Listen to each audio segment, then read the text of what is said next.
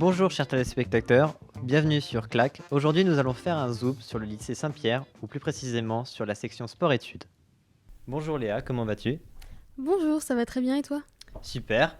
Alors tu es triple championne de France d'équitation, tu vas concourir au JO de 2024, tu as un beau palmarès à ton actif. Tu vis comment cette accession fulgurante dans ta carrière?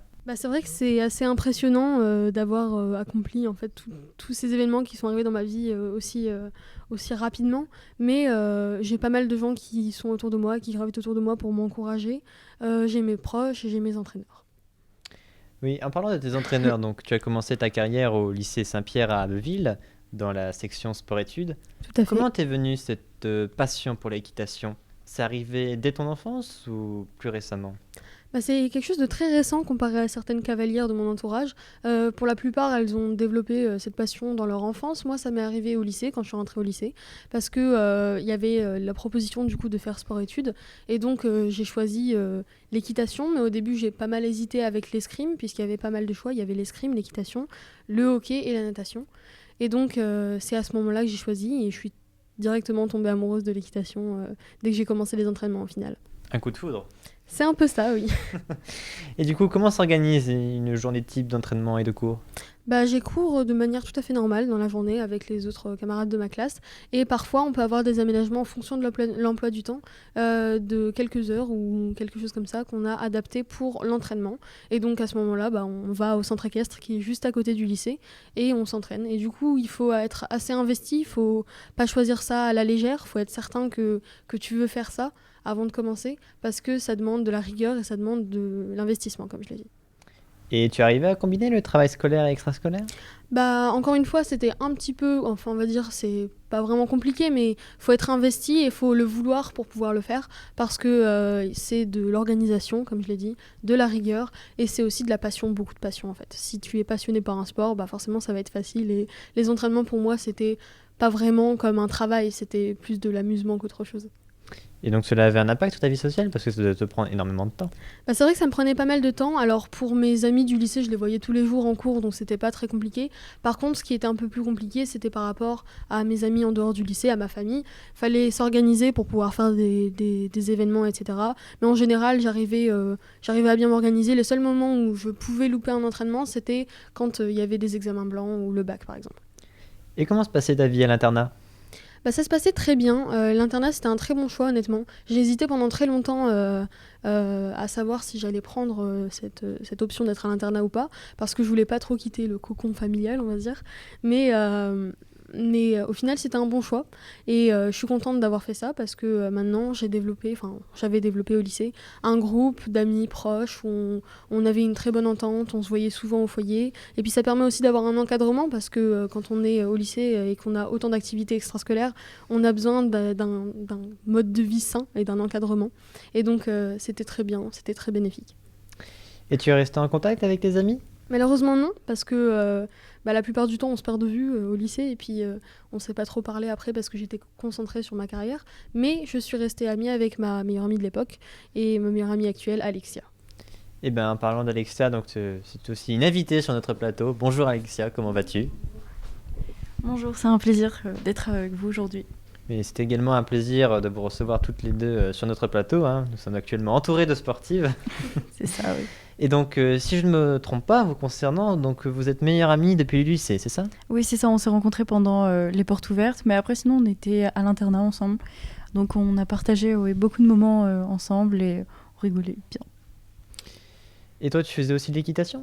Non, j'ai continué à faire de la natation comme j'en faisais depuis que je suis tout petite. C'était une belle continuité, une belle opportunité de continuer avec le sport-études. Comme ça, j'ai pu m'améliorer dans ce sport et faire de plus en plus de compétitions. Et donc, tu jouais quel rôle dans la vie de Léa? À vrai dire, comme on était déjà beaucoup occupés par le travail et par le lycée, j'essayais surtout pour qu'on sorte ou qu'on s'amuse, pour qu'on s'accorde quelques moments de détente. Et alors, dites-moi, c'était quoi vos petits rituels dans le sport-études? Bah, on peut dire que on sortait beaucoup en fait quand on avait du temps libre et qu'on n'avait pas d'entraînement pour aller autour du lycée parce qu'on avait pas mal d'activités autour du lycée, ce qui nous permettait de se divertir, on va dire. Et donc on allait au parc parce qu'on avait un parc juste à côté du lycée qui était assez beau, donc au printemps et puis même en hiver c'était agréable.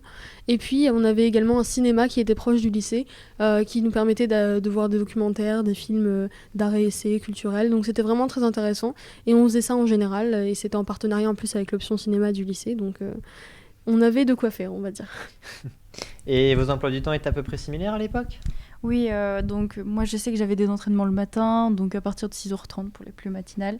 Ou après je sais qu'on se retrouvait de 17 à 19h, donc avec notre entraîneur, donc on avait de quoi s'occuper toute la soirée.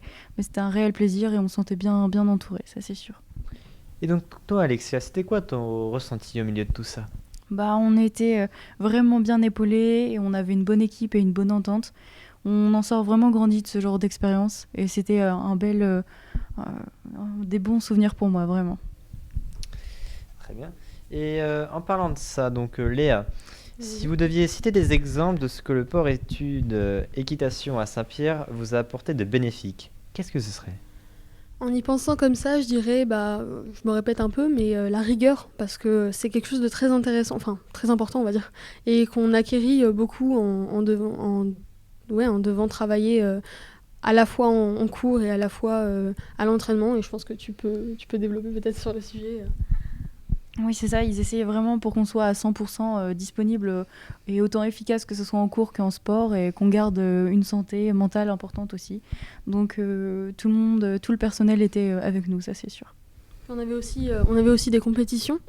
Donc, je pense que c'était pareil à la natation, mais en tout cas, moi, j'avais des compétitions départementales, régionales, nationales, et ça nous permettait aussi d'échanger avec d'autres cavaliers, d'autres milieux, et ça nous permettait aussi de rencontrer des gens dans le domaine, parce qu'on ne connaît pas forcément les gens du domaine, et donc ça permet de s'ouvrir des portes et de se créer des contacts, on va dire. En parlant d'opportunités, je sais qu'avec les JO là, 2024, je sais que le bassin d'Abbeville avait été reconnu pour sélectionner des athlètes. Donc je sais que certains de mes camarades pouvaient concourir. Donc euh, ça va permettre de rencontrer différents sportifs et c'est un moment fort pour les nageurs comme nous. Donc que ce soit l'équitation, la natation, l'escrime, cela représente une réelle opportunité pour tous les lycéens. Oui, oui.